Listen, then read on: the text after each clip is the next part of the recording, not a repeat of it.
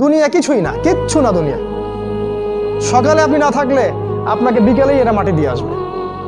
চোখ বন্ধ করে চিন্তা করবেন, রাত্রেবেলা আপনি পৃথিবীতে নাই, আপনার স্ত্রী, আপনার সন্তান, আপনার প্রতিষ্ঠান, আপনার সংগঠন, আপনার সব কিছু কি থেমে আছে না চলছে?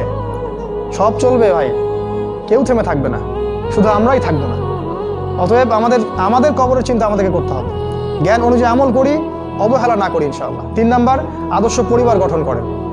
পরিবারটা হবে ডিনামাইট। রাষ্ট্র বিশ্ব কই যায় যাক, আপনার পরিবার যেন ইসলামের আদর্শের উপর থাকে।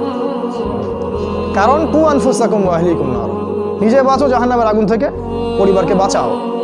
আপনার ছেলের ব্যাপারে সচেতন হন, মেয়ের ব্যাপারে সচেতন হন, স্ত্রীর ব্যাপারে সচেতন হন। আপনার পরিবার, আপনার রক্তের সম্পর্ক, আত্মীয়, এদের মাঝে আপনি দিনের প্রচারটা করেন। কোথায় কে জাহান্নামে যায় যাক, ওটার পরের চিন্তা আপনার, ওটা চিন্তা আপনার করতে হবে না। এখন আপনি আপনার পরিবারের দিকে ফোকাস করুন। যদি আপনি পরিবারকে ইসলামিক আদর্শে গড়তে না পারেন বা অবহেলা করেন, অবশ্যই